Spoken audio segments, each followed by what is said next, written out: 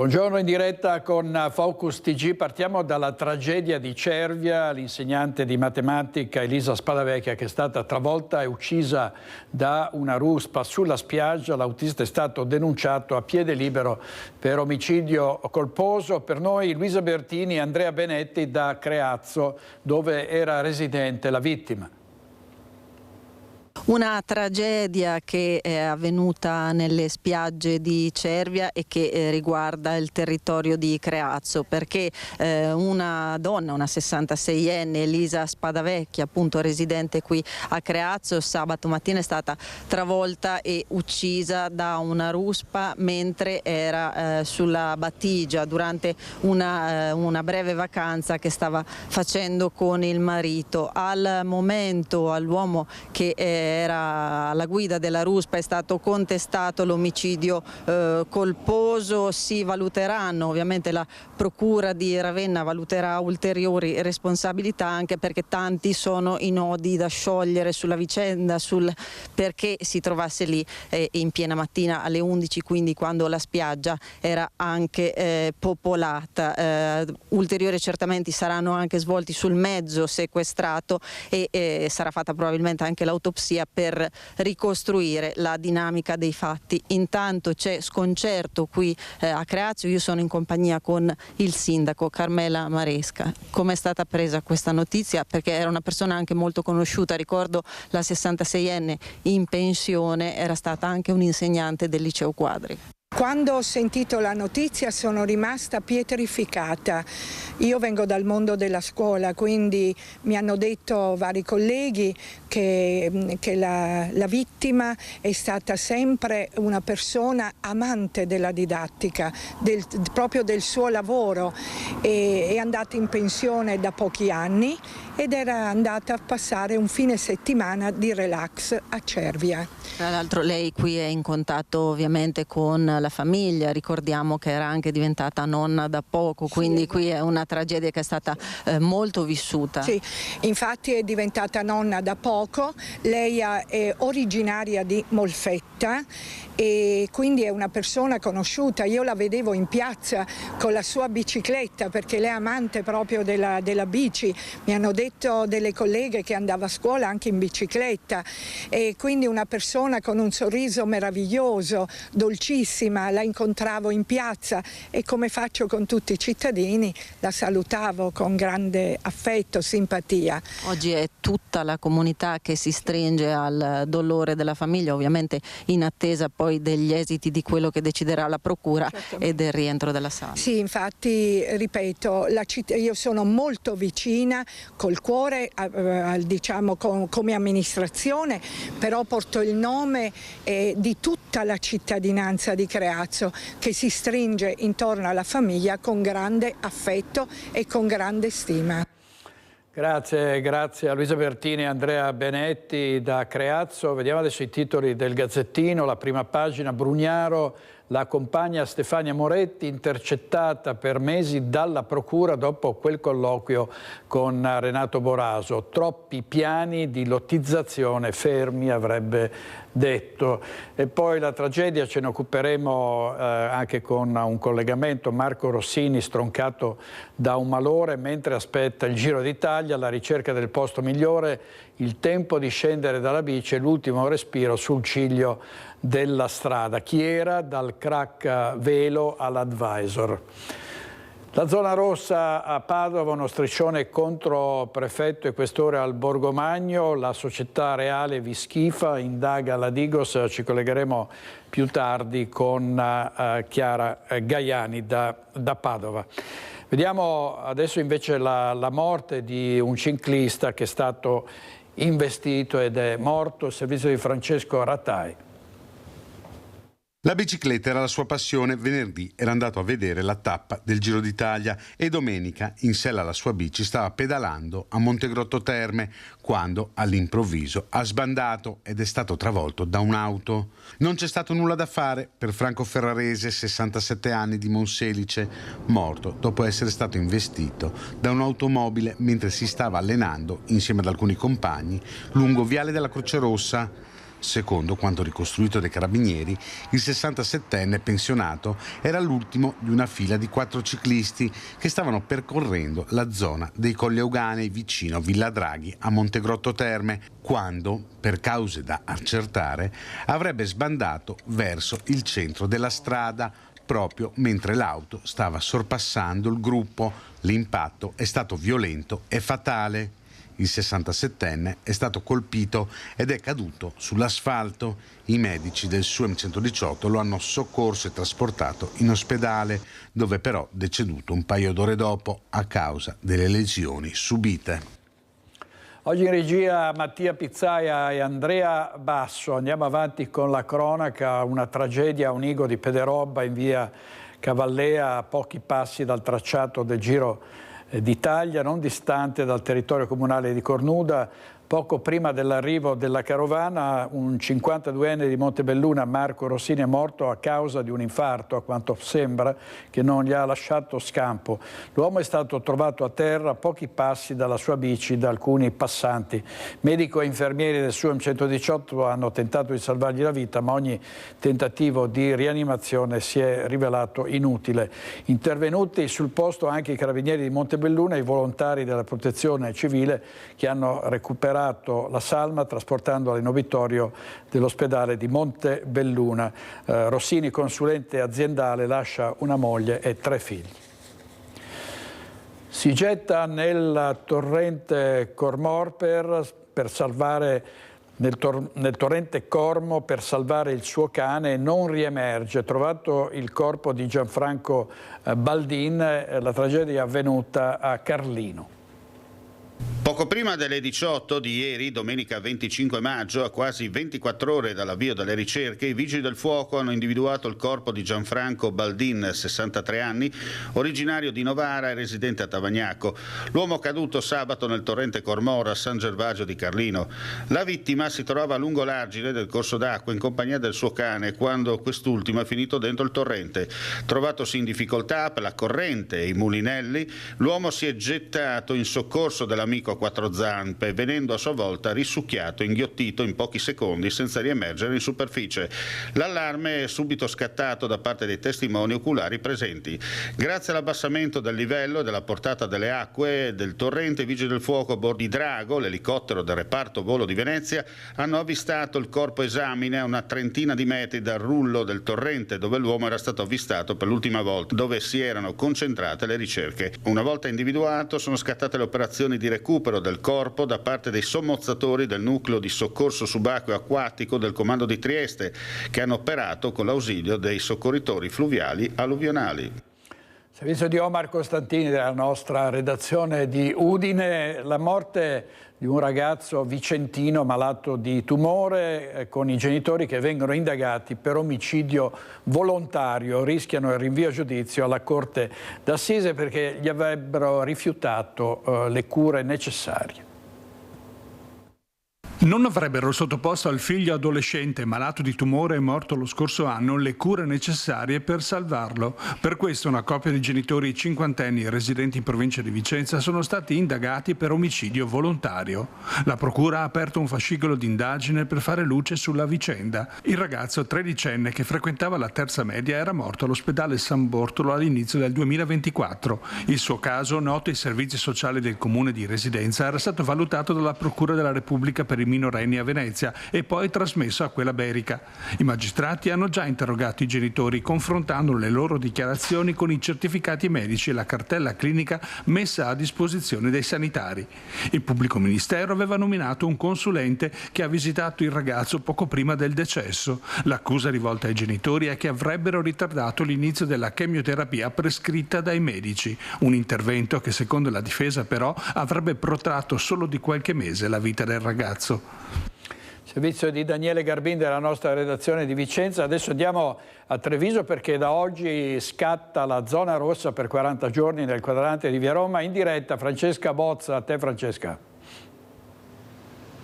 Buongiorno direttore, buongiorno ai telespettatori. Insieme a Nicoletta Rizzetto siamo nel cuore, definiamola così, della zona rossa che prende il via da oggi per 40 giorni di sperimentazione.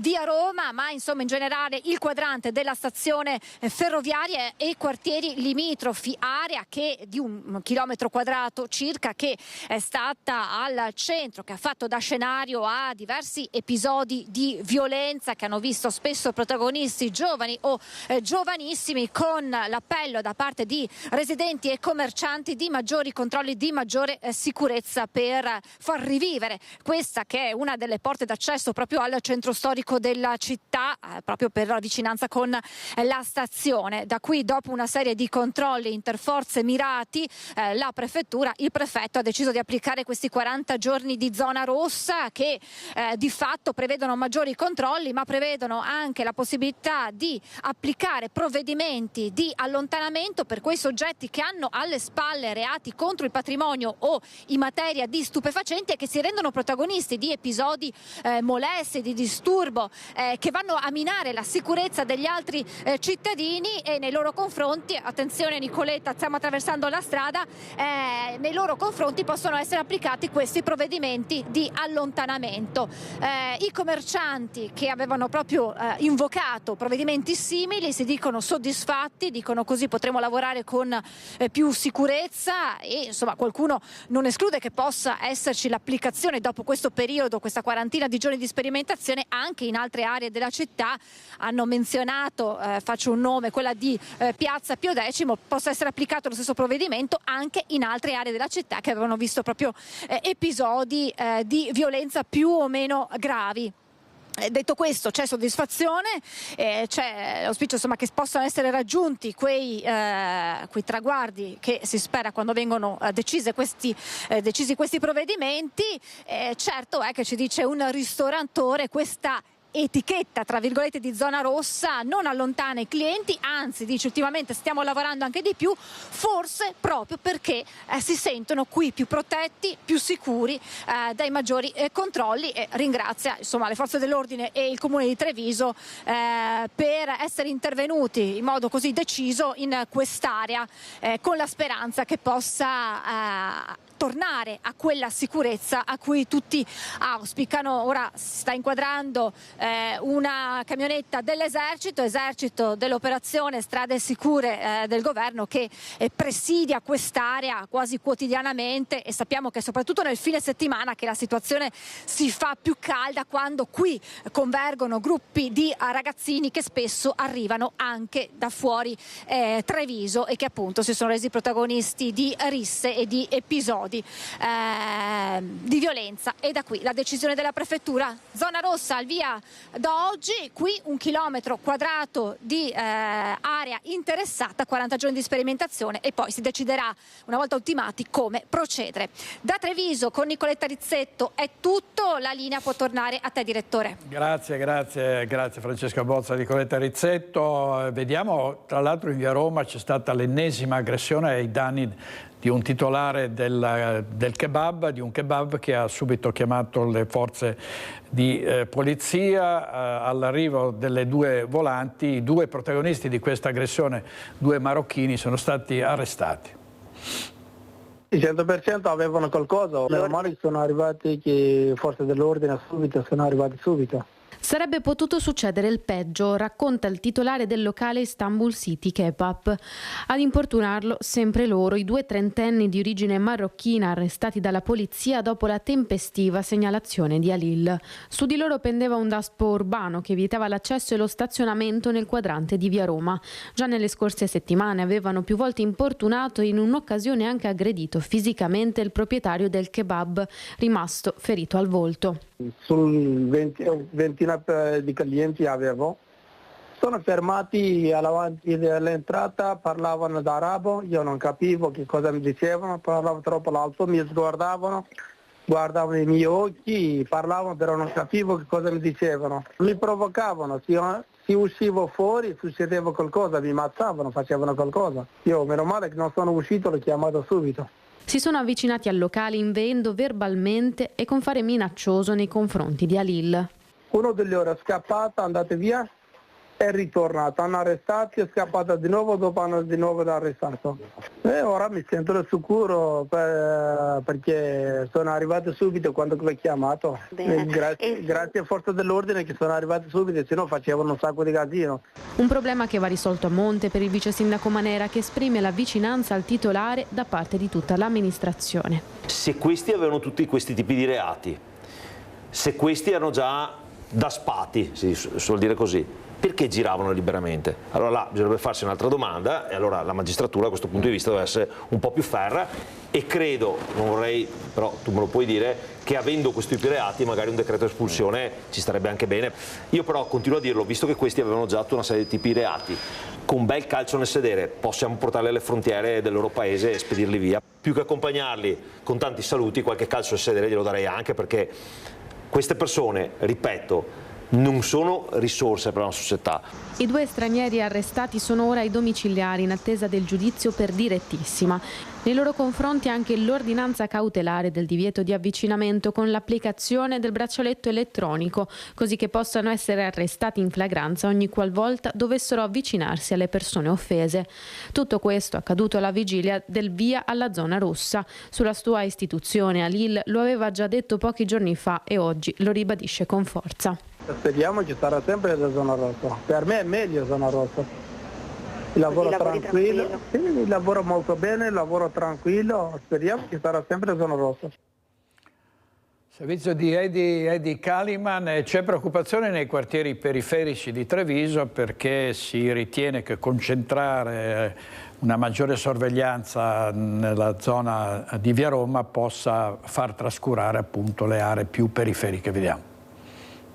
E se non viene aumentato il numero degli agenti in servizio, il fatto che a Via Roma ci siano più pattuglie mi fa piacere per Via Roma, però io non vedo i benefici che potremmo avere noi quartieri limitrofi, anzi potrebbe anche essere che alcune situazioni poi si spostino. È questa la preoccupazione dei quartieri trevigiani. La domanda che ci si pone ininterrottamente è se con l'istituzione della zona rossa, pattuglie, uomini e donne delle forze dell'ordine saranno impiegate soprattutto in quel quadrante, lasciando di fatto sguarnite le aree limitrofe. La paura è quella che queste persone, che adesso stanno creando dei grandi disagi a pochi metri da noi, si trasferiscano qui da noi e che le forze dell'ordine poi siano concentrate esclusivamente nella zona rossa.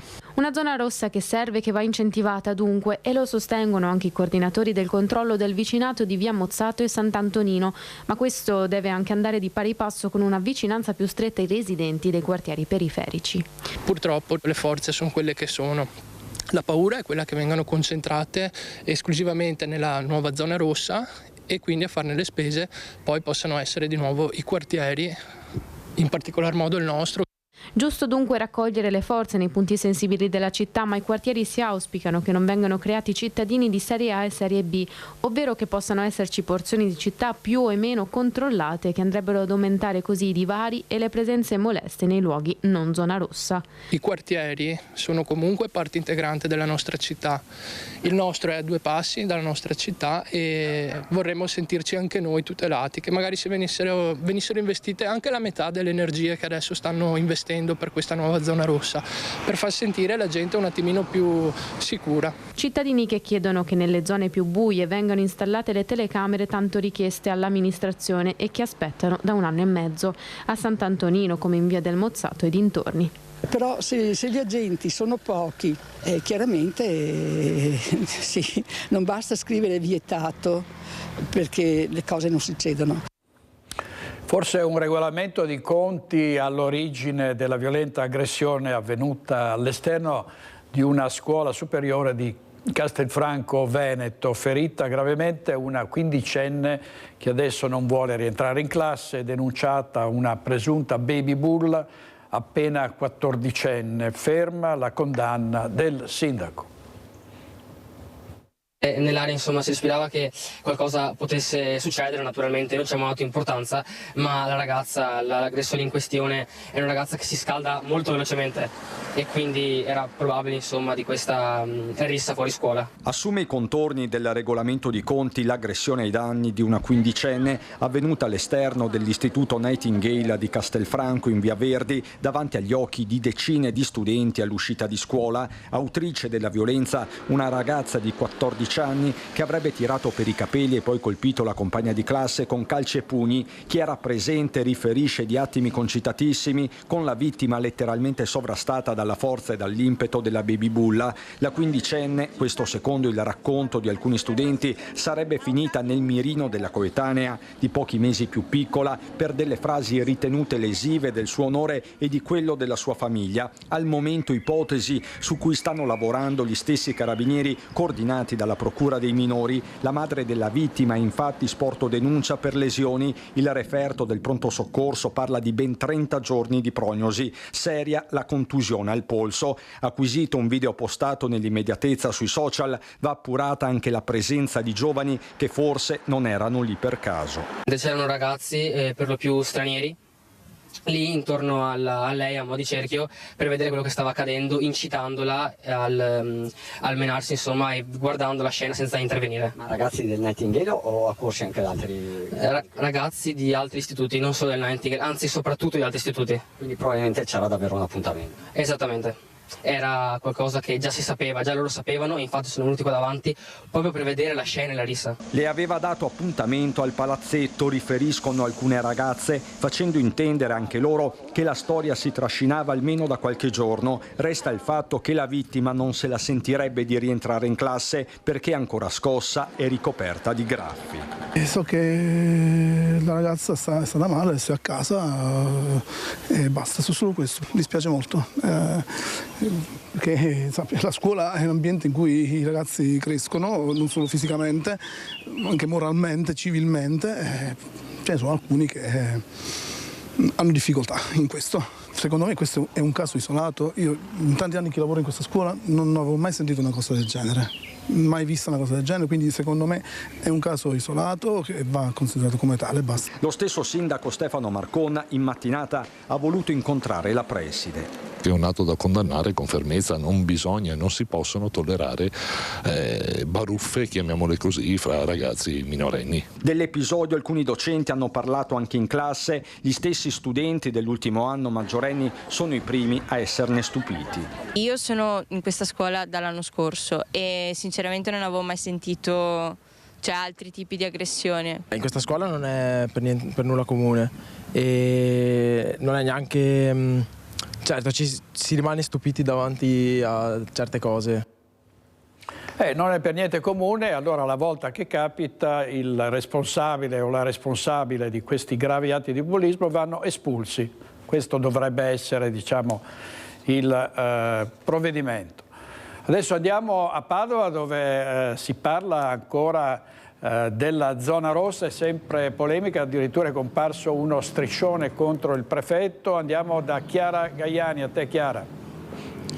Direttore, buongiorno ai telespettatori. Con il collega Federico Cibotto ci troviamo proprio sul cavalcavia Borgomagno, dove questa mattina gli agenti della polizia hanno tolto uno striscione in cui era scritto con la vernice rossa "Benvenuti in zona rossa", ma soprattutto sotto con il pennarello questa frase: "Questore e prefetto, la società reale vi schifa". È da ormai 2 settimane che vi raccontiamo quanto la nuova zona rossa, che occupa sostanzialmente più della metà del quartiere Arcella, abbia infiammato la polemica in città. A Padova c'è chi questa zona non la vuole, lo ha detto anche al tavolo della prefettura dove è stata decisa la zona rossa, tra questi anche il sindaco di Padova Sergio Giordani e alcuni e tutta la sua giunta, la sua amministrazione. D'altro canto forze politiche soprattutto di destra centrodestra come la Lega, che sabato ha incontrato proprio i cittadini che l'hanno ringraziata per la zona rossa. E infatti, dopo aver visto questo striscione che è stato tolto, lo ricordo, dalla polizia, c'è un'indagine in corso, la Digos sta analizzando le telecamere ovviamente della zona e nel frattempo ha inviato una segnalazione alla procura a carico di ignoti per il reato di oltraggio a corpo politico amministrativo giudiziario, e proprio tra i primi commenti sono arrivati da esponenti della Lega, dal sottosegretario alla giustizia Andrea Ostellari, che parla del clima che si è creato in città e che origina episodi di questo tipo, alla consigliera della Lega Eleonora Mosco, che dice proprio addirittura chiede all'amministrazione che chieda scusa per questo clima di tensione. È arrivato anche il commento del sindaco Giordani, che tra le altre cose dice a nessuno di razionale potrebbe venire in mente di attaccare questore e prefetto, non solo perché lavorano ogni giorno per Padova, ma anche perché tutti sanno che le zone rosse sono provvedimenti presi sulla base di una chiara e netta scelta e direttiva generale del governo. Tra l'altro, proprio dove ci troviamo con il collega Federico Cibotto, ieri sera c'è stata una cena, hanno partecipato circa 300 persone proprio qui nella zona ciclabile, nell'area ciclabile che corre a fianco delle rotaie del tram sul cavalcavia, per ribadire il no della città alla zona rossa. Allora vi lascerei proprio a questo servizio che abbiamo preparato, poi tutti gli aggiornamenti e i commenti nelle edizioni di stasera. Ringrazio Federico Cibotto per la collaborazione tecnica e poi da Padova la linea può tornare allo studio. Una festa proprio sul cavalcavia Borgomagno. 300 persone si sono ritrovate domenica sera in uno dei luoghi simbolo del quartiere per dire no alla zona rossa, con una cena all'insegna di una cucina inclusiva con piatti internazionali. Con loro c'era anche il sindaco Sergio Giordani, il vice sindaco Andrea Michalizzi, a rappresentare la voce dell'amministrazione, che non ha mai fatto mistero di essere contraria al provvedimento assunto dalla prefettura ed entrato in vigore il 19 maggio. C'erano anche la consigliera regionale Vanessa Camani e vari rappresentanti della società civile. Un messaggio di coesione, quello lanciato dall'amministrazione comunale presente, che ha ribadito come l'impegno per il quartiere debba essere l'insegna di azioni concrete. Un altro grave incidente stradale questa notte a Rubano, vediamo il titolo di Padova Oggi: in due sullo scooter finiscono nella notte contro un palo, morto un 22enne, l'amico che viaggiava con lui è in gravi condizioni. Sentiamo il servizio di Valentina Visentin. I fiori, un messaggio, Joe abbracciaci ancora, e il pallone da rugby. 24 ore dopo l'incidente mortale costato la vita a Giovanni Bortoletti, 22enne di Bosco di Rubano. Sono tanti gli amici che hanno voluto lasciare un ricordo del ragazzo. La tragedia è avvenuta in questo punto di via Borromeo, tra le frazioni di Sarmeola e Bosco di Rubano, nella notte tra sabato e domenica. Giovanni, Joe come lo chiamavano gli amici, o Brotto, l'altro soprannome, stava tornando a casa in sella al suo scooter, con lui anche un compagno di università. Pochi metri ancora e sarebbe stato a casa quando all'improvvisamente con lo scooter è finito contro questo palo dell'illuminazione ed è stato sbalzato violentemente a terra. Nonostante i soccorsi immediati per il ragazzo non c'è stato nulla da fare. A rilevare e a dare l'allarme di quanto era accaduto un dispositivo di cui era dotato il telefono di Giovanni, che ha rilevato l'urto e ha dato l'allarme ai carabinieri. I primi ad arrivare qui sono stati proprio i carabinieri della stazione di Limena, che hanno chiamato i soccorsi insieme ad un residente di questa via. Dicevamo, per Giovanni però non c'è stato nulla da fare, il suo amico invece è ricoverato in gravi condizioni ma non in pericolo di vita all'ospedale di Padova. Cosa sia accaduto lo stanno cercando di ricostruire i rilievi dei carabinieri. Quel che è certo è che questa giovane vita è stata spezzata dopo una serata in compagnia degli amici. Studente universitario della facoltà di ingegneria, Giovanni Bortoletti era molto conosciuto nella frazione di Bosco di Rubano, dove era coordinatore dell'aula studio, presente negli scout, animatore, molto attivo in parrocchia, un ragazzo per bene e molto gentile, come lo ricordano sia dall'amministrazione comunale che dalla parrocchia. Grazie Valentina Visentin. Intanto la mannaia del governo proprio sulle manutenzioni stradali. C'è un nuovo appello del presidente della provincia di Treviso, Stefano Marconi. Il pubblico funziona che prima si hanno i soldi e poi si fanno le cose. Qui avevamo i soldi, abbiamo avviato tutto l'iter burocratico per fare i lavori e ci si trova a non avere più i soldi e il problema diventa doppio. Quindi insomma non ci sono alternative, il governo deve trovare questi soldi da qualche parte. Bisogna che in qualche modo queste risorse vengano ripristinate. Vietato temporeggiare, i cantieri sono già aperti e la sicurezza stradale resta una priorità nella Marca come altrove. Stefano Marcon suona così nuovamente la sveglia al governo nei giorni in cui si certificano tagli monster. Una lettera è già stata inviata da parte dell'Unione Province, di cui Marcon è vicepresidente nazionale a Roma. Solo per Treviso parliamo di circa 4 milioni di euro su 6 a disposizione per le manutenzioni sulle arterie provinciali, e questo su di un intero biennio. 2 milioni e poco più nel 25 e 2 milioni e poco più nel 26. Sullo sfondo le parole del vice premier Salvini, che ha escluso l'impiego delle risorse tolte alle province per la realizzazione del ponte sullo Stretto, sospetto che aveva creato il caso politico anche in Veneto. I soldi saranno comunque impiegati su Terzo Valico, Genova città, maggiori costi in generale di opere strategiche. Sempre Salvini ha rassicurato le province, tante a guida leghista, su una soluzione ad hoc e a stretto giro, ma la questione non è più solo finanziaria. Lei si sente di rivolgere un appello diretto al ministro Salvini? Non lo faccio a lui solo, lo faccio a tutte le forze del governo. Queste cose capitano perché le province hanno perso di riconoscibilità a livello nazionale. Capita quotidianamente di sentirci dire ma chi è lei con la fascia blu, e quando dici che rappresenti la provincia, ben che vada ti dicono ma esistono ancora le province. Da quando sono diventate enti di secondo livello poi queste cose capitano e bisogna andare a metterci mani. Quindi la prima cosa essenziale da fare è tornare a dare piena dignità alle province, che passa attraverso una sua elezione diretta al pari di comuni e regioni, sottolinea Marcon. Quindi pienamente rappresentative dei cittadini. E il taglio ai fondi per le manutenzioni stradali suscita l'ira delle associazioni di familiari e vittime della strada. Io dico a questo ministro Salvini, incominciate a dare dignità e rispetto a chi sta lottando perché non succedano altre vittime o aumentino.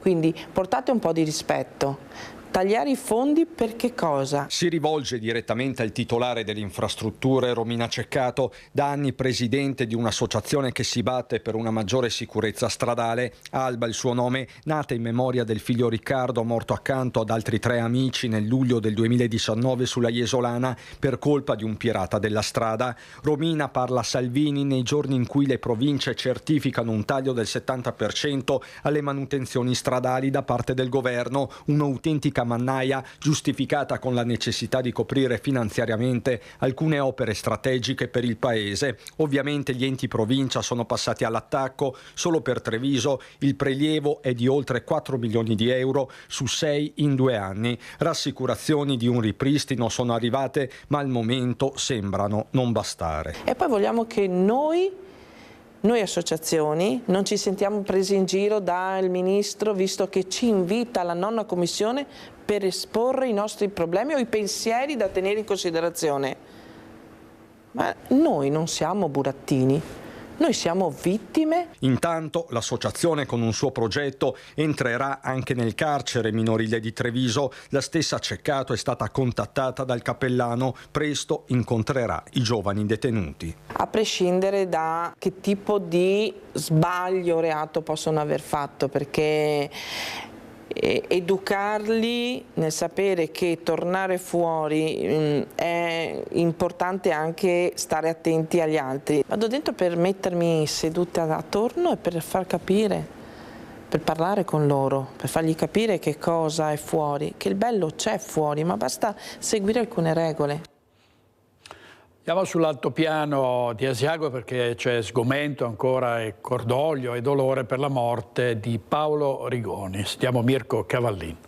È in questo cantiere a Mezzaselva di Roana che ha perso la vita Paolo Rigoni, 71enne, imprenditore edile, agente immobiliare, titolare della Alpi Tourist di Canove, persona molto conosciuta in tutto l'altopiano. L'incidente all'interno dell'edificio che è appunto in fase di sistemazione. Sulla dinamica indagano lo Spisal e i carabinieri. Si attende l'esito dell'autopsia sul corpo dell'uomo in una giornata di grande cordoglio per l'intera comunità. Una perdita gravissima che ci ha lasciato tutti sgomenti, proprio perché Paolo era una persona molto conosciuta sia dal punto di vista imprenditoriale sia come presenza puntuale e costante all'interno della vita della comunità, molto attivo per tutte quelle che sono state le iniziative di carattere appunto economico e sociale e di sviluppo da decenni in questo territorio. La famiglia è stretta nel dolore di una morte improvvisa e drammatica e resta in attesa di fissare la data del funerale, che sarà quasi sicuramente nella chiesa parrocchiale di Canove.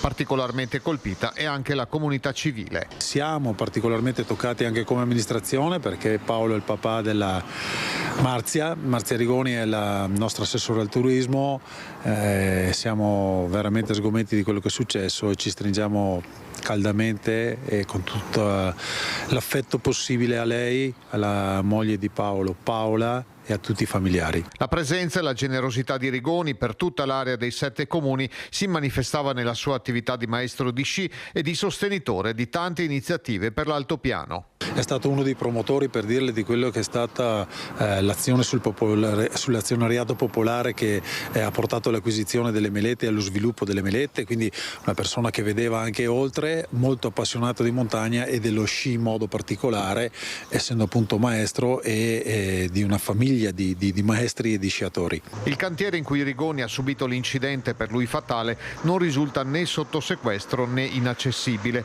Il comune di Roana non pensa di dichiarare il lutto cittadino per un motivo ben preciso. Era un uomo di sostanza e non credo avesse e volesse un tipo di risalto come questo. Adesso andiamo ancora sul versante dei furti, continuano a colpire i ladri nelle abitazioni e la polizia di Padova ha arrestato un 42enne dominicano per un furto in una casa. È stato scoperto mentre stava rubando nel quartiere di Terra Negra. Lo straniero bivaccava all'interno del parcheggio multipiano dell'Arcella. Per lui è arrivato il foglio di via del questore, il dottor Odorisio. Sono state le telecamere posizionate sull'auto parcheggiata vicino al giardino di casa a riprendere i ladri mentre stavano entrando in un'abitazione vicino via Gattamelata. Il proprietario ha chiamato subito il 113 e le volanti, una volta sul posto, hanno cominciato a cercare una Mercedes GLK bianca, un'auto rubata su cui la coppia di ladri si era allontanata dopo aver compiuto il furto nel garage. I poliziotti hanno bloccato il veicolo in fuga, alla guida un uomo di 42 anni di origine dominicana. La donna che era con lui invece è riuscita a dileguarsi tra la vegetazione in direzione dell'argine. L'auto su cui viaggiava era stata rubata qualche giorno fa al Portello. All'interno sono stati rinvenuti oggetti per lo scasso, mazzi di chiavi di auto e alcuni smartphone. L'uomo, dopo essere stato identificato, si è scoperto avere numerosi precedenti per furti, rapine, danneggiamenti, resistenza al pubblico ufficiale e detenzione di droga.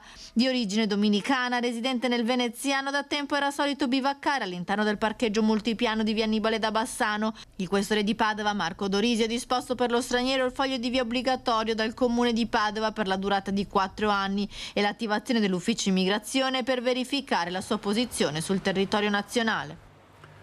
Ancora furti nel Vittoriese, a Serravalle un raid nei bar e nei negozi. I ladri hanno rubato persino le brioche. I commercianti chiedono una maggiore videosorveglianza.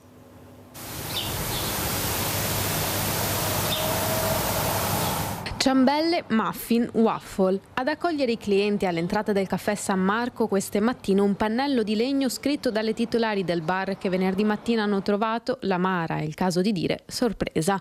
Pochi spiccioli rubati, il fondo cassa, ma a destare stupore la mancanza delle brioche pronte per i clienti. I danni che ha lasciato la porta, il danno maggiore è quello perché poi il fondo cassa era una cinquantina di euro e le ciambelle insomma €1,30 l'una, quindi è la porta.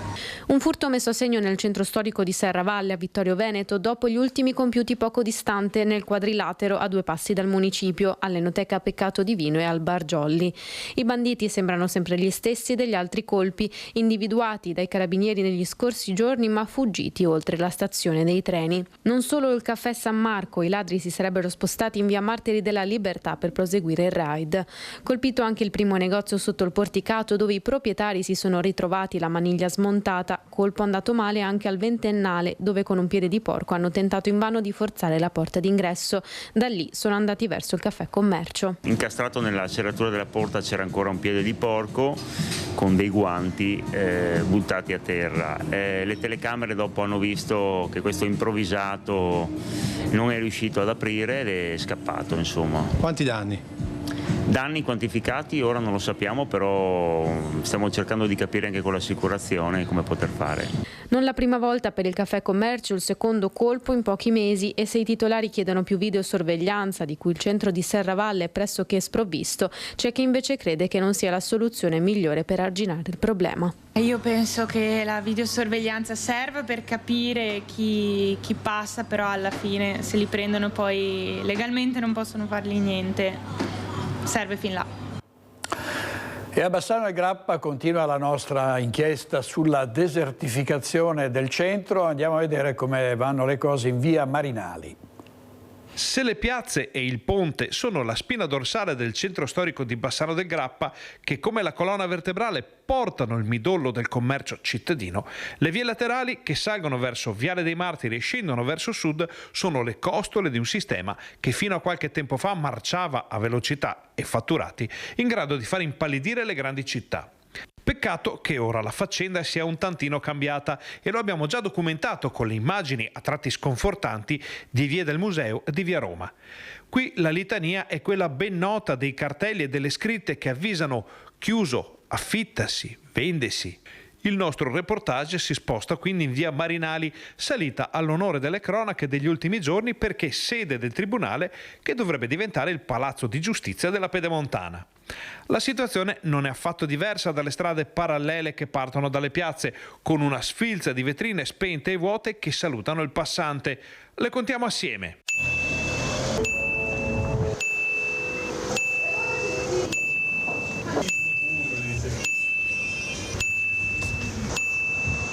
Alla fine i negozi sfitti o vuoti sono addirittura 9. Alcuni lo sono da poco tempo, altri invece fanno parte dell'ondata di chiusure che non hanno trovato un cambiamento di gestione nel corso degli anni. Già, perché uno dei problemi segnalati anche dall'Ascom bassanese è legato a un mancato rinnovo di attività commerciali. È normale infatti che nello stesso spazio trovino posto diversi negozi nell'arco di anni o decenni, con un circolo vivace e vitale che segna di solito l'appetibilità di un centro commerciale naturale come quello di Bassano. In questo caso, invece, capita spesso che una bottega chiuda e che non venga più sostituita. I motivi sono tanti, il risultato è uno solo, un impoverimento dell'offerta commerciale di Bassano del Grappa in un momento di grandi trasformazioni e di ancor più grandi opportunità.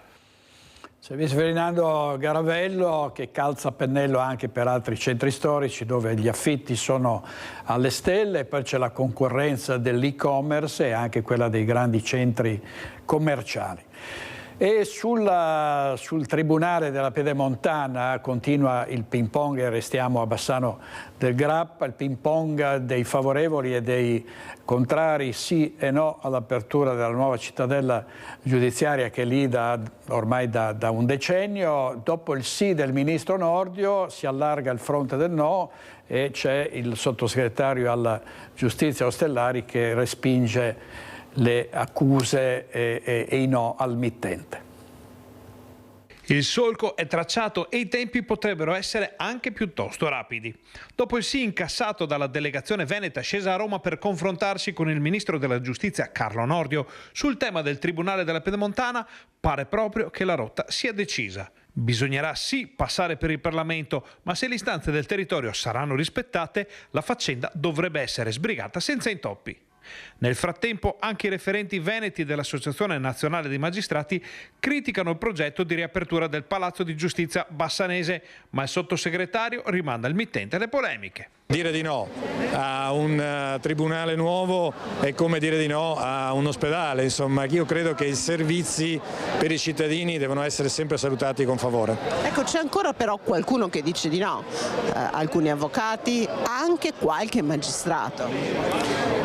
Guardi, le opinioni ci sono anche diverse, però francamente io credo che qui noi dobbiamo ascoltare le persone, i cittadini, le famiglie che chiedono maggiore capacità di giustizia e le imprese. In quella zona del Bassanese, ma diventa una zona ovviamente più grande, con la cosiddetta pedemontana, è una zona con un PIL più elevato d'Italia di sicuro e tra i più elevati a livello europeo. Io credo che quindi sia nostro dovere fare di tutto perché in quella zona sorga il nuovo tribunale. Ora alle 15 di oggi la chiusura dei seggi nei 9 comuni al voto in Veneto, con oltre 56.000 che sono i veneti chiamati alle urne in questo weekend. Alle 23 l'affluenza generale era stata del 45,4%, in netta diminuzione rispetto alle precedenti amministrative, quando era stata del 52%. Nel veneziano l'unico comune oltre i 15.000 abitanti che potrebbe andare al ballottaggio, Santa Maria di Sala, ballottaggio l'8 e il 9 giugno. Sempre nel veneziano al voto anche Eraclea. Le altre amministrazioni sono Borso del Grappa nel Trevigiano, Ospedaletto Euganeo nel Padovano, Portoviro nel Rodigino, Bevilacqua e Castagnaro nel Veronese, Sospirolo e San Nicolò Comenico nel Bellunese. Ovviamente stasera nei nostri telegiornali l'aggiornamento. Vediamo adesso in Val Brenta l'elezione dei prosindaci. Sentiamo i nostri colleghi di Bassano del Grappa. Alle mie spalle la sede municipale del comune di Val Brenta, comune nato nel 2019 dalle fusioni di Campolongo sul Brenta, Cismon del Grappa, San Nazario e Valstagna. Per statuto questi vecchi comuni che non esistono più hanno però diritto ad avere un prosindaco e l'elezione c'è stata proprio ieri con 2 località che hanno raggiunto il quorum, 30%, le altre invece no, ma ci sarà comunque un prosindaco. Sindaco di Val Brenta, Luca Ferrazzoli. Allora questo sistema è per statuto per tutelare le identità, le vecchie identità delle località che adesso sono riunite a Val Brenta. Sì, questo è stato un po' il pensiero, l'architettura istituzionale che si è data al comune di Val Brenta dopo la fusione, nel senso che per noi era importante dimostrare che c'è un comune denominatore su un territorio particolarmente vasto, ma che non si pregiudicavano le identità precedenti. Quindi se pensate insomma che Val Brenta è una località che geograficamente si chiama Canal di Brenta e quindi è un non luogo per capirci, è una valle e quindi il comune racchiude in sé questo comune denominatore, questa volontà di stare insieme, ma senza dimenticare quello che è stato il nostro passato, e questa era un po' la finalità dell'istituzione dei prosindaci e soprattutto dei consigli municipali, anche per dar voce a queste comunità. Lei è stato rieletto l'anno scorso, sarà in carica fino al 2029. Come saranno in carica fino al 2029 questi prosindaci? 2 eletti col quorum, 2 nominati in che modo? Beh, nel momento in cui non viene raggiunto il quorum, proprio perché vi è un collegamento con l'ex municipalità, il ruolo del prosindaco sarà svolto dal consigliere della località che ha raggiunto il maggior numero di voti. Ricordiamo Fidenzio Greco per Cismon del Grappa e Giada Polato per Campolongo. I loro compiti, qual è il compito di un prosindaco e dei suoi consiglieri? Ricordiamo 2 per ogni località. Ma è un compito a mio avviso importante, che è anche significativo significativo. Sostanzialmente hanno diritto di partecipare alle giunte con diritto di parola, hanno diritto di partecipare ai consigli comunali con diritto di parola su tutte quelle questioni che vertono sulla loro comunità. Quindi è un ruolo che, se esercitato con attenzione e utilizzando tutti gli strumenti che dà lo Statuto, può dar voce significativa a queste comunità anche all'interno degli organi che amministrano il Comune di Valbrenta. Ovviamente possono incidere o no su quelle che sono le scelte, però pensiamo insomma in un verbale di una giunta in cui comunque si dà atto che vi è un'opinione discordante del Consiglio Municipale del luogo, ovviamente la maggioranza si assume la responsabilità politica di quella scelta, ma resta agli atti insomma che c'era una volontà discorde ad esempio da parte del Consiglio Municipale. E quindi le rappresentanze sono garantite per scelta statutaria qui a Valbrenta, sono di fatto già insediati, già esecutivi i loro poteri? Sì, sono già nominati, adesso ovviamente sarà mia cura quella di convocare un incontro, anche perché la finalità poi indipendentemente dalle idee di ciascuno è quello appunto di avere un'architettura che consenta di dare migliori risposte ai cittadini e quindi creare dei legami che non necessariamente devono essere condivisione totale, però delle forme di collaborazione che facciano sì che tutte le istanze dei cittadini arrivino all'amministrazione, definiamola centrale, e quindi in questo lavorare insieme, il cercare di portare avanti quelle che sono le idee e lo sviluppo della nostra comunità. Ecco, in ore, in giornate in cui invece l'affluenza al voto nei comuni che devono scegliere il sindaco sembra ancora piuttosto bassa, questa è comunque una buona notizia. Ringrazio il sindaco di Valbrenta, Luca Ferrazzoli, e Renzo Rigon alla parte tecnica. Da Valbrenta è tutto, a voi la linea. Grazie a Mirko Cavallini e a Renzo Rigon. E ora la sentenza della Corte Costituzionale che ha ritenuto discriminatoria la legge secondo la quale la madre intenzionale non sarebbe stata equiparabile alla madre biologica. Quindi parliamo delle mamme arcobaleno, e su questa sentenza è intervenuto anche il presidente del Veneto, Luca Zaia. Le sentenze dei tribunali vengono prese anche se non si condividono, ma vanno rispettate. Dopodiché se vi sarà un provvedimento legislativo a livello parlamentare è un'altra cosa. In questa fase ovviamente siamo davanti a una sentenza. I sindaci come dovrebbero comportarsi? I sindaci immagino che debbano applicare le sentenze, visto e considerato che siamo in un paese del diritto. Che poi magari non si condividano lo posso capire, ma in questa fase siamo in una fase nella quale c'è una sentenza. Più che una riflessione, sembra una constatazione quella di Luca Zaia, a pochi giorni dalla sentenza della Corte Costituzionale con cui si riconosce il diritto per le coppie composte da due donne di iscrivere entrambe le mamme, biologica e intenzionale, nell'atto di nascita del figlio nato con fecondazione eterologa, e questo ovviamente nei paesi in cui la pratica è legale. Tema politicamente scivoloso, soprattutto nel centrodestra, con alcuni sindaci che hanno già annunciato l'intenzione di voler disapplicare il disposto o quantomeno di delegare il passaggio su tutti il primo cittadino leghista di Noventa Padovana, Marcello Bano. Il fatto stesso che un sindaco dice mi farò sostituire vuol dire che ci sarà qualcun altro che farà questa azione.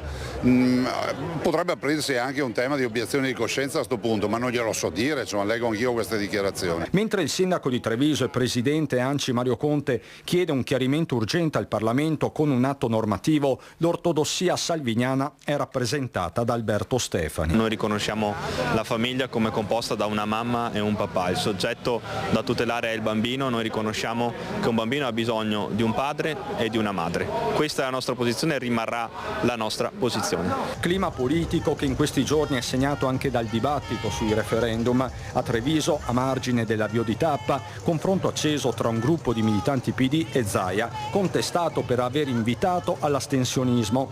Lo stesso avete fatto voi quella volta del referendum dell'autonomia, alle parole di Zaia, un botta e risposta che si è tinto di rosa. Come fa il presidente di regione a dire di non andare a votare? Almeno invitare a votare. Ma non vi hanno insegnato a votare. Siamo di sinistra. Non se lo spiego, perché voi siete quelli che hanno detto ai veneti di non andare a votare per il referendum dell'autonomia. Ma non è vero! Io sono andata a votare. E vabbè, così sono andate le cose. Vediamo adesso sulla scena internazionale il caos dei grandi, tra i grandi della terra. Il presidente Trump ha detto: cos'è successo a Putin? Non mi piace affatto, anzi in un'altra occasione ha detto addirittura che sarebbe impazzito. Ha criticato anche il presidente ucraino Zelensky, dicendo ogni volta che apre bocca combina dei guai, ma nel frattempo c'è anche la tragedia di Gaza, ancora attacchi da parte dell'esercito e dell'aviazione israeliana, decine di morti, l'altro giorno 9 dei 10 figli di una pediatra che sono stati uccisi nella loro casa, e i giornalisti sono stati convocati dal sindacato del Veneto e da Articolo 21 per chiedere lo stop di questo massacro nella striscia. È un forte appello alla pace a far sì che tacciano per sempre le armi, stop al genocidio in Palestina, quello che arriva da Venezia e dal Veneto, in campo Santi Apostoli, lungo Strada Nuova a Venezia, il flash mob promosso dall'associazione Articolo 21, con il supporto dell'Ordine dei giornalisti del Veneto e del Sindacato dei giornalisti veneti. L'azione per protestare e dire no contro il massacro dei civili di circa 250 croniste e cronisti locali uccisi a Gaza per aver documentato gli errori della guerra. Perché i giornalisti sono le vittime assieme alla popolazione civile, perché sono testimoni scomodi, sono testimoni che mostrano la vera faccia delle guerre, che sono solo morte e non risolvono i conflitti. Ci sono morti a Gaza per colpa dell'esercito israeliano, ci sono morti e minacciati a Gaza per opera dei terroristi di Hamas. Chi fa la guerra non vuole che questa guerra venga testimoniata, è per questo che a Gaza hanno ucciso più di 250 giornalisti che volevano testimoniare quello che succede in quel paese. Gaza è un territorio chiuso alla stampa internazionale. L'esercito israeliano quindi sta uccidendo tutti i giornalisti locali, uno dopo l'altro, per impedire, per togliere alla gente il diritto a sapere quello che sta avvenendo. Era presente al sit-in anche la CGIL. Tra i partecipanti ha fatto particolarmente scalpore il caso dell'eurodeputata Cristina Guarda, identificata a Lonigo dopo aver esposto una bandiera della Palestina durante il passaggio del Giro d'Italia. Non si vuole permettere che si racconti quello che sta avvenendo, la strage in corso. In contemporanea a questa iniziativa, anche a Sopace Venezia ha promosso ai giardini della Biennale all'Arsenale una manifestazione a cui hanno preso parte circa 70 persone per chiedere lo stop al genocidio con bandiere della Palestina e lenzuola bianche. In effetti ieri è stata identificata dai carabinieri l'europarlamentare Guarda, che aveva sventolato bandiere della Palestina durante il passaggio dei ciclisti a Lonigo. Sentiamo. Bandiera della Palestina. Ok. È possibile avere un vostro documento gentilmente? Non vedo perché... Le vostre generalità. Per quale motivo? Un semplice controllo di polizia, signora. Per quale motivo? Semplice controllo. Sono nel mio terreno, sto esprimendo liberalmente il mio pensiero, non credo che ci sia necessità. Non c'è nessun problema. Sono anche membro del Parlamento europeo, per cui informarmi del fatto che sono ben cosciente del fatto che non credo che ci sia necessità di andare a verificare le generalità di una persona che liberamente esprime. Noi facciamo il nostro lavoro. Con un video sui social, l'europarlamentare Cristina Guarda ha raccontato quanto accaduto durante il passaggio del Giro d'Italia a Lonigo nella tappa Rovigo-Vicenza. Era appena passato proprio qui il Giro d'Italia e sono stata identificata dalle forze dell'ordine mentre avevo appena finito di sbandierare la mia bandiera della Palestina e l'avevo fatto sul terreno della mia famiglia, tra l'altro. Bandiere della Palestina che sono tornate a sventolare anche a Treviso alla partenza della 14ª tappa del Giro, schierate ai due lati del viale che ha accompagnato i ciclisti nei primi metri di tappa. È arrivato il tempo di mobilitarci come comunità internazionale, tutti i paesi occidentali stanno intervenendo, è arrivato il momento di intervenire anche noi come italiani. Non a caso siamo qui oggi con il Comitato contro la guerra, con le associazioni, le organizzazioni del nostro territorio, i partiti, proprio perché vogliamo sensibilizzare. Oggi abbiamo fatto un'azione che innanzitutto dice a chi guarda il Giro d'Italia non possiamo più stare silenti, dobbiamo tornare a parlare di uguaglianza, tornare a parlare di di buonsenso tornare a parlare di due stati, due popoli e due culture che hanno entrambe il diritto di esistere. Servizio di Francesca Bozza e vediamo ieri l'ordinazione episcopale, l'insediamento del nuovo vescovo di Vittorio Veneto. Guarderò il Vangelo negli occhi degli altri, ha detto Monsignor Riccardo Battocchio. Il sentimento che ho provato in queste 3 ore, lunghe 3 ore, è quello di una certa serenità, vedere le persone, anche perché appunto vedevo persone che da tanto tempo non incontravo, ho visto persone nuove che sembravano contente di esserci, quindi questo mi ha fatto molto piacere. Io arrivo per imparare, davvero, perché non ho mai fatto il vescovo prima e so che ci sono tante persone con cui potrò imparare, preti, laici, religiosi con cui devo un po' prendere il ritmo. Pensate di prendere un po' il ritmo, è un ritmo che c'è già, un ritmo che continuerà, vediamo come, ma in questo momento non ho né programmi pastorali né tanti discorsi da fare oltre a quelli che ho fatto, che credo siano i più importanti, perché per un vescovo la cosa, come dicevo, è annunciare che Gesù è una buona notizia per tutti, e spero che lo sia anche nelle cose più semplici della vita, sapere che non siamo soli. Chi era collegato in video, chi non ha potuto venire, soprattutto vorrei un saluto a chi realmente non voleva e non poteva venire per motivi anche di salute, di malattia o di altri impedimenti.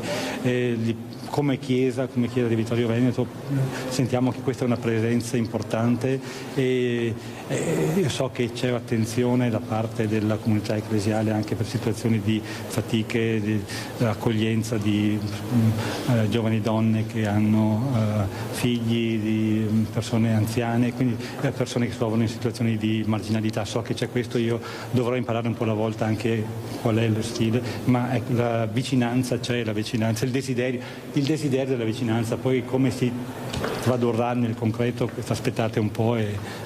Ecco, lei ha detto cerco il Vangelo negli occhi delle persone che incontrerò. Sì, negli occhi, nelle mani, nel cuore, nell'incontro. Ogni persona è una buona notizia. Poi, come dicevo, anche a volte in noi questa notizia buona è un po' coperta da fatiche, a volte anche da scelte sbagliate, ma andando appunto agli occhi, al cuore, alle mani si può trovare il bene che il Signore pone su tutti. Siamo sue creature, siamo suoi figli amati da Lui, e questo dovrebbe aiutarci anche a guardare a ogni altra persona sapendo, come ha detto anche il Patriarca, che è amata da Dio. Non è poco questo. Il Patriarca di Venezia, Monsignor Francesco Moraglia, ha partecipato, ha presieduto la cerimonia di ordinazione del nuovo Vescovo. Sentiamo il suo saluto. Carissimo Vescovo Riccardo, sei chiamato col tuo presbiterio ad essere segno di Gesù sommo sacerdote nella Chiesa che oggi ti viene affidata. Tutto, come sai, inizia dalla fede, senza la quale non c'è carità, ma solo solidarietà. Non c'è speranza, ma solo ottimismo. Realtà buone, necessarie, ma non sufficienti per la vita cristiana. Ogni vescovo con la sua Chiesa è essenzialmente chiamato a dire una cosa: il nome di Dio. È un compito non facile in una società che ha messo Dio da parte o lo considera questione privata, se non addirittura ostacolo ad una moderna emancipazione. Il nome di Dio in sé è indicibile e lo si rende presente solo annunciando Gesù. Chi vede Lui vede il Padre. Caro Vescovo Riccardo, il Vescovo è là dove è la Chiesa. Cara Chiesa di Vittorio Veneto, la Chiesa è là dove è il Vescovo. Andiamo in pubblicità con i nostri registi Mattia Pizzai e Andrea Basso. State con noi perché avremo poi il corrispondente della RAI da Londra, Marco Varvello, con il suo ultimo libro sui luoghi di potere della Gran Bretagna. A tra poco.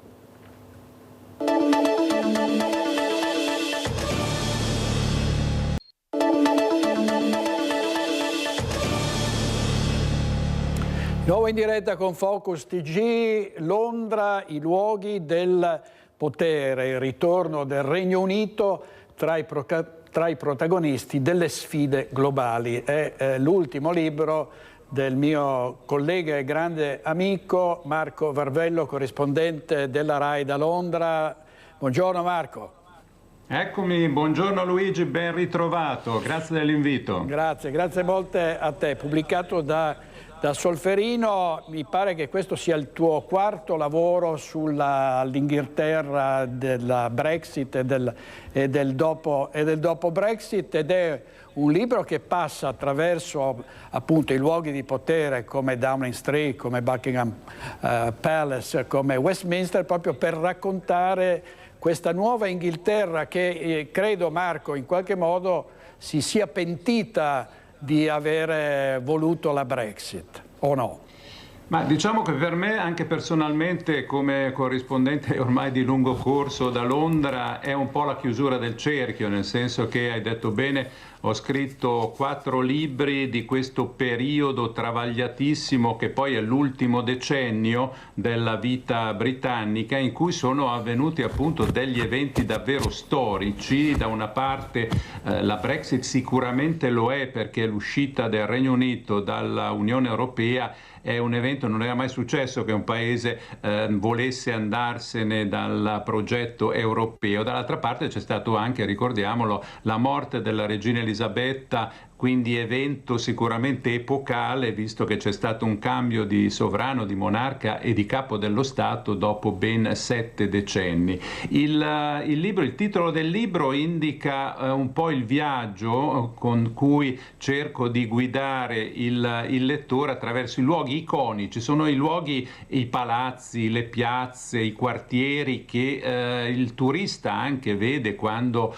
visita Londra, però non nella chiave del turista e basta, ma proprio nella chiave di dove sono avvenuti questi eventi storici. Sono tutti posti che hanno fatto la storia recente, non soltanto quella del passato. Direi che ne è andata bene anche come tempistica, perché il sottotitolo è Il ritorno del Regno Unito tra i protagonisti sulla scena globale. Direi che ne abbiamo testimonianze tutti i giorni.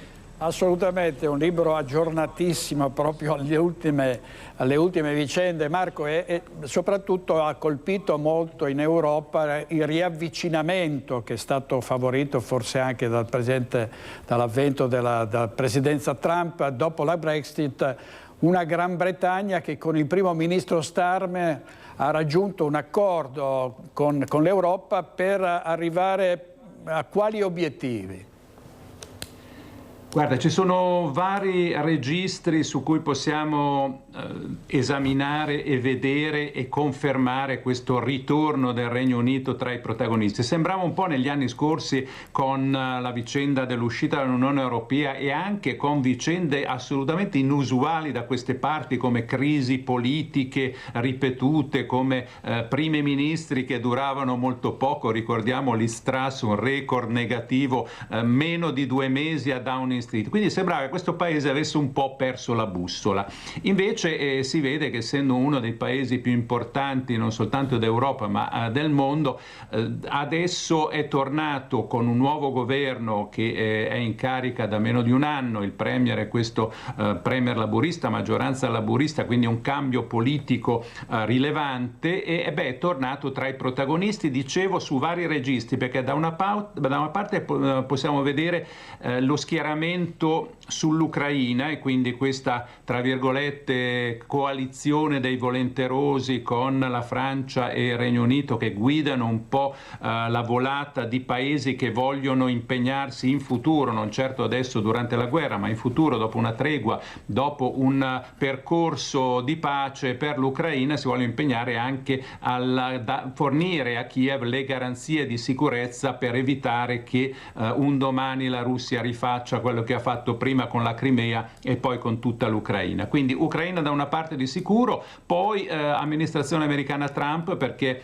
Londra è stato il primo paese, il primo governo a firmare un accordo sui dazi con l'amministrazione americana e sappiamo che l'Unione Europea è ancora lì a trattare con un braccio di ferro molto duro. E poi c'è il riavvicinamento appunto con l'Unione Europea stessa, che era un po' l'idea originaria del libro, cioè quando ho visto che i laburisti per la campagna elettorale dell'anno scorso avevano inserito chiaramente il punto nel loro programma di un reset, di un riavvio dei rapporti con l'Unione Europea, ebbene questo sta avvenendo. Abbiamo visto giusto una settimana fa questo vertice a Londra in cui alcune cose di cambiamento delle norme post-Brexit già sono state decise, anche se chiaramente qui non si parla di rientrare nell'Unione Europea, ma molte cose per migliorare i rapporti si possono fare.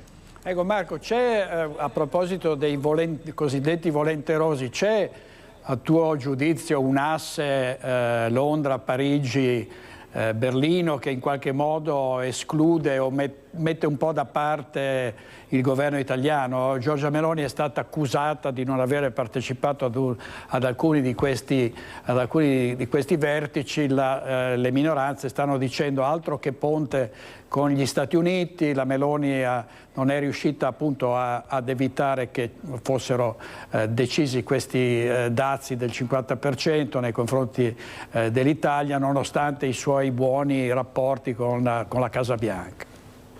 Ma guarda, qui chiaramente ormai siamo in una società mediatica, hanno contato molto anche le foto, le polemiche scatenate, dalla foto sul treno dei leader Germania, Francia e Regno Unito, poi si è unito anche il polacco Tusk per la visita a Kiev un paio di settimane fa, e beh, la foto era iconica perché nel 2022 c'era l'allora Presidente del Consiglio italiano Mario Draghi sul treno e invece questa volta c'era al posto del della Presidente del Consiglio italiana c'era il Premier britannico Starmer. Però non si possono paragonare situazioni diverse, momenti diversi. È chiaro che la politica dell'attuale governo italiano nell'essere ferma, nel dire, come ha ripetuto più volte Giorgia Meloni, che l'Italia non prevede di mandare truppe adesso e neanche in futuro sostanzialmente a fare operazioni di mantenimento della sicurezza in Ucraina, cosa che invece sono disponibili a fare appunto il Regno Unito, la Francia, la Germania, la Polonia, sempre in chiave post tregua. Quindi ci sono delle posizioni chiaramente diverse, però è anche vero che le garanzie di sicurezza da fornire all'Ucraina qualcuno prima o poi dovrà appunto garantirle, perché c'è stato il disimpegno sostanziale da parte americana, quindi quello che fino a qualche mese fa si dava per scontato che sarebbe stato offerto in termini di garanzia di sicurezza dalla NATO e dagli Stati Uniti, adesso appunto bisogna riempire il vuoto lasciato più o meno dall'amministrazione americana, e da qui l'azione, l'iniziativa. Però da una parte non è che è contro la politica americana, questo si tratta di assumersi più responsabilità come europei, dall'altra la coalizione dei volenterosi avrà formati diversi, quindi anche senza mandare le truppe abbiamo visto poi che anche il nostro governo ha partecipato ad altre riunioni, perché ci potranno essere aiuti economici, saranno aiuti umanitari, ci sarà un sacco purtroppo da fare, sperando che questa guerra maledetta possa prima o poi finire. Ecco, a proposito Marco, il presidente Trump proprio poche ore fa ha strigliato Putin, ha insinuato addirittura che sia impazzito, poi ha parlato male anche di Zelensky, dice ogni volta che parla Zelensky combina qualche guaio. L'Inghilterra non rischia di in qualche modo suscitare le ire dello zar di Mosca, perché lo schieramento proprio a favore di Zelensky è molto evidente anche dal punto di vista del fornimento di armamenti. Assolutamente. Ma allora, che i rapporti tra Mosca e Londra siano pessimi non è una novità, e lo sono. Ricordiamoci casi di spie russe in tempi in cui lo zar, tra virgolette, Putin era anche ammesso ad esempio ai G8, ricordiamo, faceva parte della Russia, c'è stata una fase che partecipava ai vertici del G7 allargati appunto alla Russia, quindi eppure qui hanno assaggiato sul terreno, nel territorio inglese, delle azioni contro le spie Litvinenko, cito Skripal, quindi in più il sostegno britannico in termini militari di forze armate britanniche all'Ucraina è basato addirittura su un accordo di cooperazione militare del 2015. Cosa è successo? Che dopo l'annessione forzata della Crimea alla Russia 2014, tra Londra, allora governo Cameron e Kiev fu firmato un accordo di assistenza militare. Per questo che poi tra i primissimi paesi, anzi forse il primo assieme agli Stati Uniti, a fornire armi all'Ucraina dopo l'aggressione russa del 2022 è stato proprio il Regno Unito. Quindi i rapporti Mosca-Londra sono pessimi. Lo stupore di Trump dovrebbe stupire gli altri, perché Putin è quello che è. Io sono stato a lungo a Berlino, esatto. E quando ero a Berlino tutti ricordavano bene, nonostante la politica insomma abbastanza condiscendente della Merkel, che Putin è un ex agente sovietico, sottolineo sovietico, non russo, del KGB, che era di stazione a Dresda e faceva le sue azioni di spionaggio. Quindi è veramente un criminale, lo sta dimostrando ancora in questi mesi in cui queste trattative sembrano davvero un modo per tirare in lungo. Marco, impazzano i video dell'intelligenza artificiale, vediamo uno che riguarda Trump, se fosse stato eletto Papa il presidente americano Trump. Vediamo.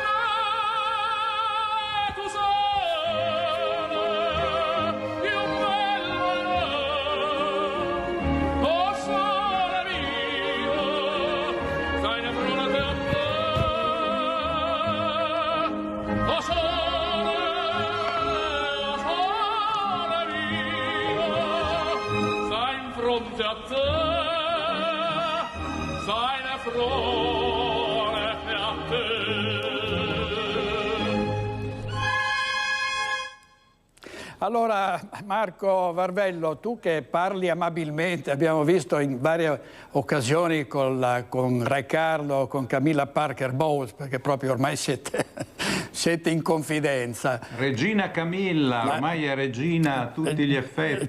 Certo, la regina Camilla.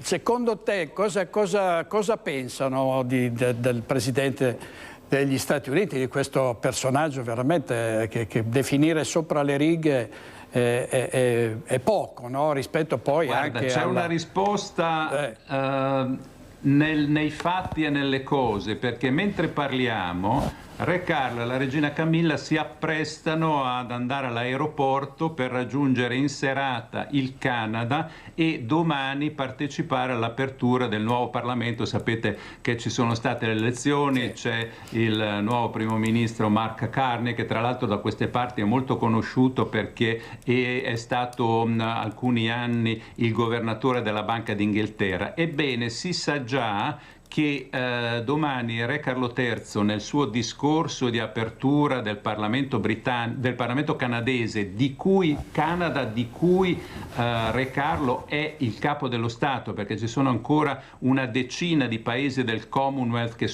hanno mantenuto la monarchia e quindi riconoscono lui come capo dello Stato, ebbene domani nel suo discorso dirà che il Canada non sarà mai il 51esimo Stato, lo dirà in forma più soft, ma sostanzialmente la sua presenza e le parole diranno che Trump è meglio che si dia una calmata su uscite, ricordate anche la Groenlandia, piuttosto che il Canada da annettere agli Stati Uniti, e quindi è molto significativo che scenda in campo, tra virgolette, lo stesso Re Carlo III, che peraltro aveva invitato in Inghilterra, dovrebbe venire in autunno, Donald Trump da queste parti. Però insomma Trump si muove come un elefante in cristalleria. Questa cristalleria tra l'altro non sono soltanto le guerre che vediamo, compresa quella a Gaza, la tragedia di Gaza, ma anche i rapporti con paesi con cui è sempre stato alleato gli Stati Uniti, sono sempre stati alleati gli Stati Uniti, e che quindi insomma guardano con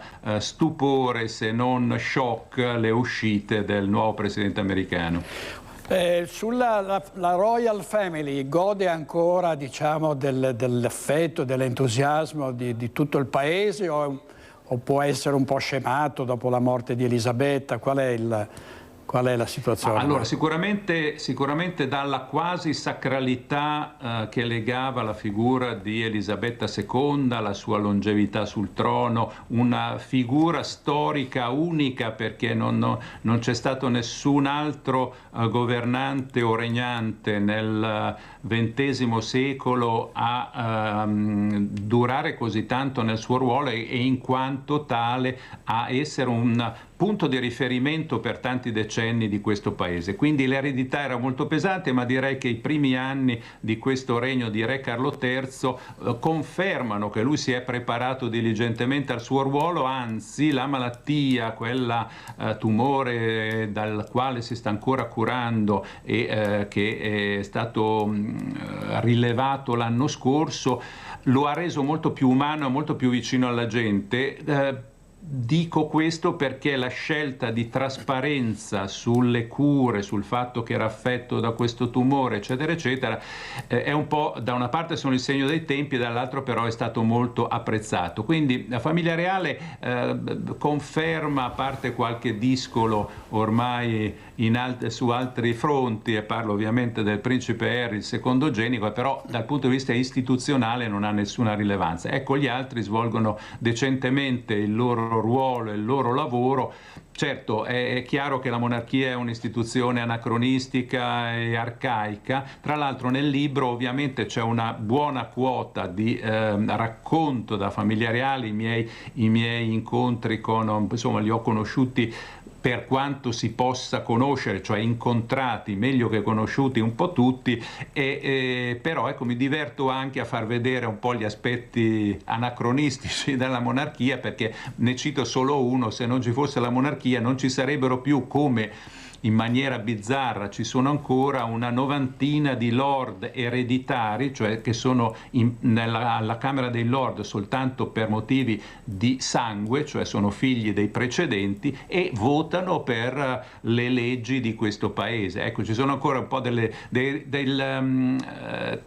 strutture che sono rimaste dal passato. Se non ci fosse la monarchia sarebbero stati cambiati sicuramente, come i lord spirituali. Ci sono dei vescovi, una ventina di vescovi alla Camera dei Lord, che sono lì in quanto vescovi della Chiesa anglicana, Chiesa di Stato. Quindi il discorso sulla monarchia va molto al di là del gossip, certo, e della famiglia disfunzionale di cui riempiamo i nostri rotocalchi. Ecco Marco, un'ultima cosa, cosa cambia per i ragazzi italiani che con la Brexit erano stati in gran parte esclusi dalla possibilità di andare a studiare e a lavorare negli Stati Uniti, perché ricordiamo che dopo la Brexit, per esempio, le rette delle università sono diventate astronomiche.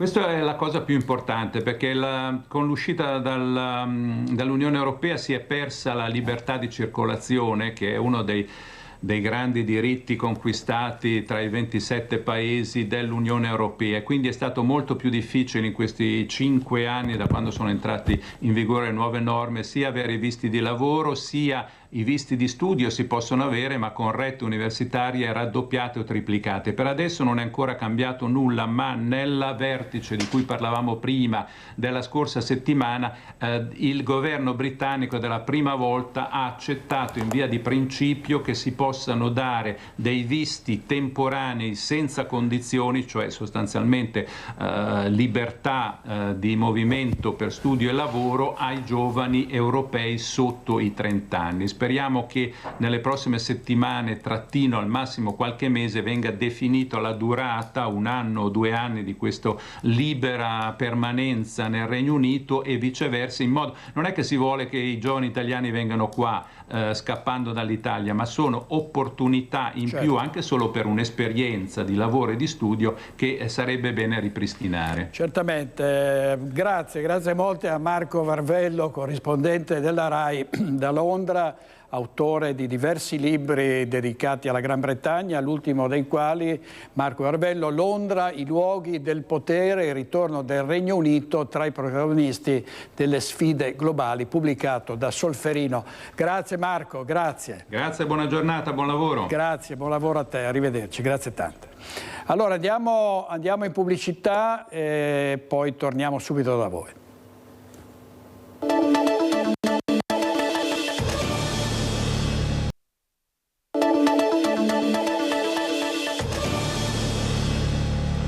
E in chiusura di Focus TG l'incontro di Gino Cecchettin questa mattina con le dipendenti di Veritas a Venezia per un progetto sulla sensibilizzazione contro la violenza di genere sul lavoro. Per noi c'erano Filippo Fois e Sandro Ponchio. Cecchettin, partiamo dal titolo di questo incontro, prima che sia troppo tardi. Lei ha detto per certi versi è già troppo tardi, perché? Ma non lo dico io, lo dicono gli esperti, che nel momento in cui le persone che commettono femminicidi hanno di fatto lavorato male 20 anni prima. Riporto una frase di un noto esperto, e quindi bisogna agire quanto prima per poter fare quella cultura del rispetto di cui parliamo tanto. E a questo proposito forse ha anche incontrato degli ergastolani, che idea si è fatto? Ma non mi sono fatto idee, proprio perché quando si incontrano persone che hanno pene di questo tipo bisogna uscire dai pregiudizi, bisogna parlare alla persona, capire il percorso che hanno fatto, ascoltare più che giudicare. Ha detto che le fanno più pena che rabbia.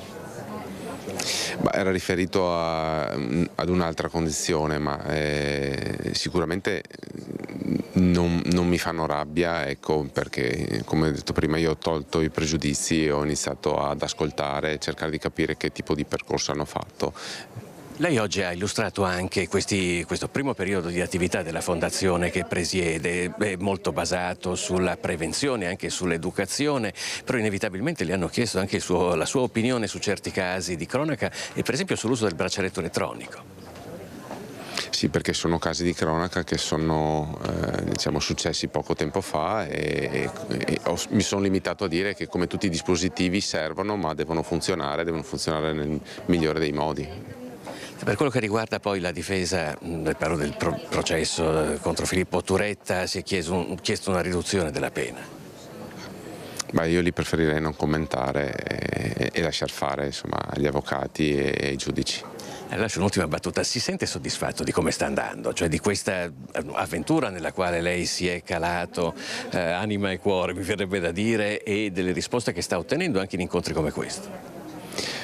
Allora, la soddisfazione la userei per altri tipi di progetto, magari ci sarà soddisfazione nel momento in cui salveremo delle vite, forse qualche piccola avvisaglia, qualche risultato ottenuto l'abbiamo avuto anche con la testimonianza, però c'è ancora tanto lavoro da fare, è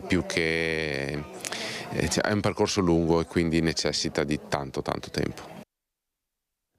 Gino Cecchettin al microfono di Filippo Fois. Chiudiamo con un violinista prodigio di appena 7 anni, Alvise Onigo, ha coronato il suo sogno di suonare Vivaldi nella sua Venezia.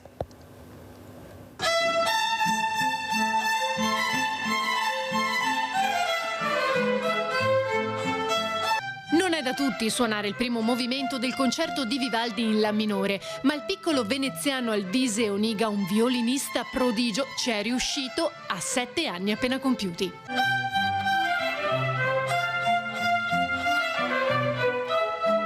Vincitore di ben 8 concorsi musicali internazionali, gli ultimi 2 pochi giorni fa a Treviso e Belluno, Alvise sognava di suonare Vivaldi nella sua Venezia e l'ha potuto fare grazie all'OVI, il laboratorio Orchestra Venezia, alla Scuola Grande di San Giovanni Evangelista, accompagnato da una parte dell'orchestra giovanile veneziana. Sono molto felice di essere qua a Venezia a suonare Vivaldi in La minore con la maestra Paola e la maestra Caterina e con questa bellissima orchestra. Il Love non è nuovo a iniziative a sostegno dei giovani musicisti. Ed è diventata una realtà del territorio veneziano molto importante, raccoglie circa una 50 di studenti che vanno dai 13 fino ai 24 anni e raccoglie anche così degli amatori un po' più avanti con l'età ma che magari hanno avuto un trascorso musicale.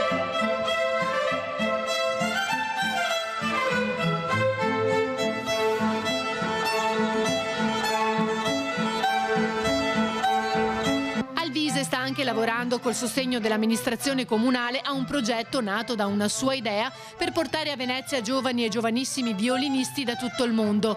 È stato anche scelto ed inserito dal maestro Pagliani, primo violino della Scala per oltre 10 anni, all'interno della Scuola d'Archi Italiana a Modena.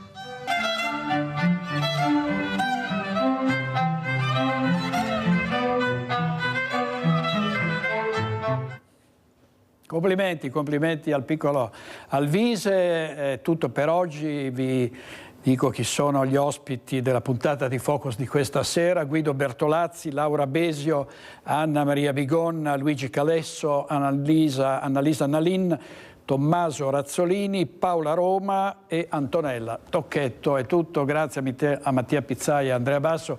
Ci vediamo stasera a Focus alle 21:15. Buona giornata.